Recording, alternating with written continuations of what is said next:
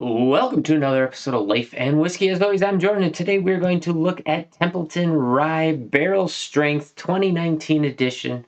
Now, if you go back and look through the catalog, you'll see that I have reviewed the Templeton, their standard 4-year rye. I think it's an 80 proof, maybe it's a 90 proof. I don't recall off the top of my head.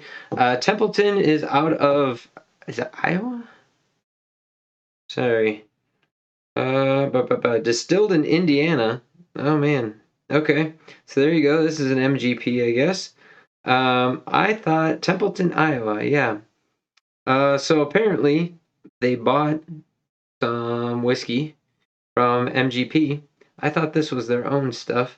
But nonetheless, it's barrel strength. It's a 2019 special release bottling.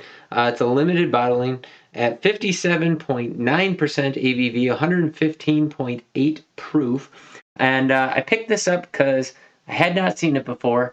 We were on vacation over in Pinedale, Wyoming. Saw it on the shelf. Now, I did pay a premium for it. I paid $65.99, so the same price that I paid for that Baker's. But I took a gamble on it because I had not seen it before, and the fact that it was a cast strength rye, also something that you don't see all that often. So decided I would take a gamble, give her a rip, see what happens.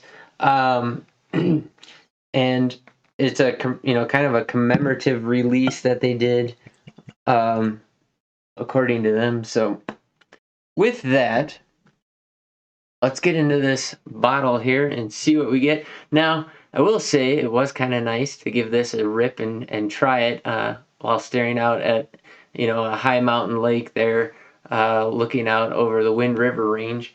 Staying at a very nice little cabin with my wife and son, and that kind of makes it kind of nice as well. It's always nice to have a little something special while you're out on vacation. Now, I will say 115 proof, I am burying my nose in there and it's just barely starting to come out of the glass. Now, maybe it's because it needs to warm up a bit. I'm wearing long sleeves again. I'm in the basement. It's the middle of June. It's currently like 85, almost 90 degrees outside. But thankfully, I haven't had to run the air conditioning yet. We just get the cold air at night, the 40s, the 50s with the windows wide open, and then during the day, shut all the blinds to keep all that cold air in and the hot air out. It's also, little fact, if you are new to the mountain area, there's a moth called a miller moth, and they migrate up and down the mountain, and kind of the middle to the end of June is their migration season. And so every year, I think last year was the worst we've had it so far. Um, Man, yeah, maybe need to warm it up a little bit more. I remember one night last year, my wife and I were up at, I don't know, 11 o'clock, 12 o'clock at night, killing moths. And I think honest to goodness, we probably killed 100 to 200 moths in one night. We were just slaughtering them. They kind of get into the house. They weasel their way in through like the door frames and the window frames and down the chimney and whatever else. And luckily, knock on wood, this year the moths have not been horrible. But right now we're kind of right in that migration, and so they're starting to hang out in the windows and the doors around here. And we're killing a couple here every now and again. Okay, so on the nose, warming it up helped, but it's still not very strong. The ethanol is not pouring out of the glass. But what I am getting is a very sweet brown sugar, a very nice light botanical note,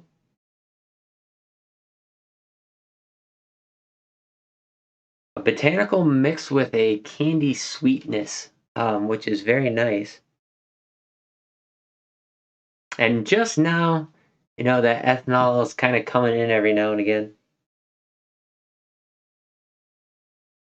But mostly a tamped down sweet botanical with a sweet hard candy, almost like a cherry. Oh man! So in a couple videos ago, I referenced Brock's candy and how you used to be able to get those barrel candies, and I was talking about butterscotch at the time. But there was also a red Was it the one with the gum in it? It might have had gum in it, but it was like a red, almost like a hard candy sucker, but it didn't have a stick at all. But it was a red ball that it was basically some kind of generic cherry flavor, but it was very sugary sweet with very little cherry flavor to it. This almost smells like that mixed in with that brown sugar and botanical note. Slowly, the nose is starting to come out of the glass here, but it's fairly subdued. On the taste,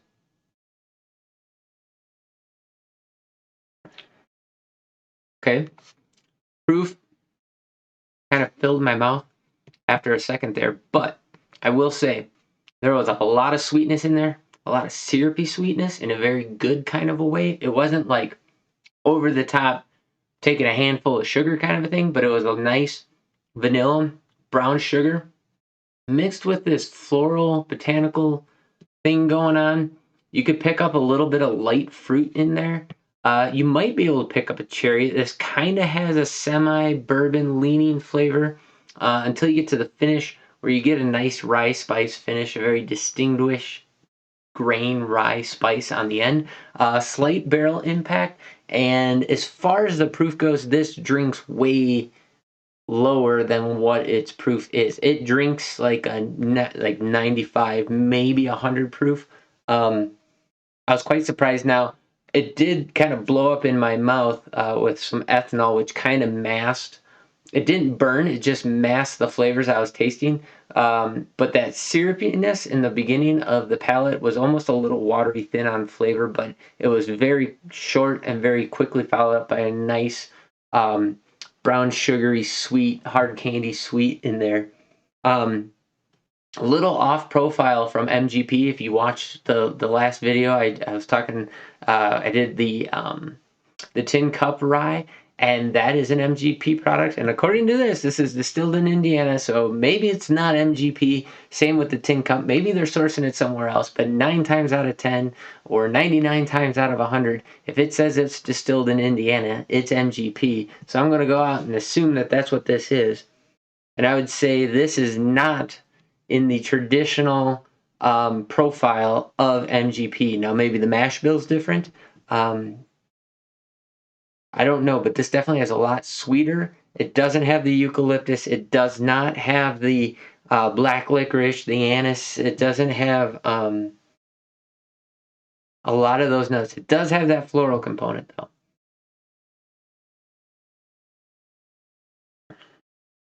Mm. Sweet, nice, well rounded. The flavors just go from one to the next very smoothly. There's no sharp bites until you get to the end, where you get that rye spice, a little black pepper, and just the slightest tinge of ethanol. This is an excellent whiskey. I'm actually, it's surprising to me because, like I said, I only just tried it while we were in Pinedale. Now maybe it's the neck pour, maybe it's something else, what I ate or whatever. But when I tried it the first time, it was like drinking a mint julep. I mean, it was just pure mint, spearmint, whatever. And I'm getting almost none of that. Not enough that I would distinguish it as being minty, which is good because I was not impressed with it the first sip that I took. Now, and granted, I may have just drank it out of the bottle when I did that too. So maybe having it in the glass, letting it open up a little bit, maybe helped quite a bit. But my impression of this now is this is excellent.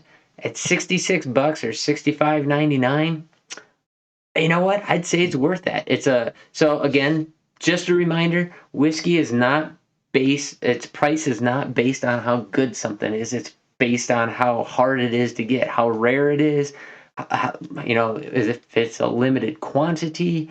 Um, basically its rarity is what's going to dictate its price, which is why you'll see like the MSRP on a lot of Buffalo Trace products like Weller or any of those things.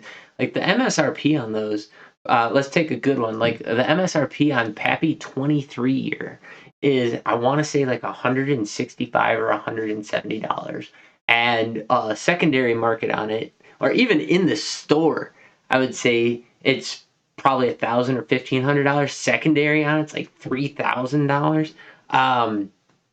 You know, and it's just because it's very difficult to get your hands on.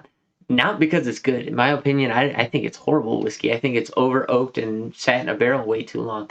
But where I'm going with that is this is a 2019 special release. Is there a bottling on this? Um, Sorry, just looking real quick to see if there's a. Okay, so it does not have a bottle designation on this, as far as how many bottles or how many barrels even they did. But it's a limited bottling, or so they say, from 2019. Well, it's 2022 currently, so that means every year there's going to be less and less and less of this available, if at all. So the price on it, I would suspect, would probably go up. And seeing that it is a barrel strength, a barrel proof rye whiskey, that drinks really nice for 66 bucks, I'd happily pay that for that. I got this Whistle Pig. Let me bring this up just for a second. Now, that's the cheapest Whistle Pig I could find, and I paid $44.19. This is a 6-year-old um, Whistle Pig, and it's their piggyback. This is by far the worst rye whiskey I have in my collection. The only thing I use this for is to mix with something just to try and get rid of it. It is not a good rye whiskey, in my opinion, at all. And so, just for comparison, for an extra 20 bucks, you can get something that's extremely nice and barrel strength, on top of it. So I'm just going to put a little bit of water in here because it's 115 and I'm curious. It drinks way lower than it actually is. And I'm curious if this is just going to fracture it or if it's really going to sweeten it up. In the nose, golly, it almost went like umami and soy sauce. That's weird. I have no idea what that is. Just for a second. But it went sweet, but meaty, savory. I don't know. We'll see what the taste goes like. Okay. Ooh, I like that with water. Just a little bit of water. Super, super sweet. Brought out a really nice, crystal clear, sweet brown sugar. Very well rounded. And then it brought out that mint that I was talking about, but in an extremely pleasant way. It's literally just an undertone, an underpinning of the flavor with a little bit of oak in there with that brown sugar. Very complimentary. It wasn't over the top or a dominating flavor at all. It's a little bit on the finish as well, mixed with that rice spice. Really, really nice. I think this goes really well with water. So there you go. $65.99 over in Pinedale, Wyoming. If you can find yourself a bottle of it, I highly recommend it. It's really good. And for that price, I'd say it's worth it. Of course, I always like to see stuff cheaper, especially now with the cost of everything else going insane. But chances are you're not going to find it any cheaper. So if you can find it for that, I'd say it's a buy. Drop in the comments down below what you can find a bottle for in your area, if you can find a bottle. Again, this is the 2019 release.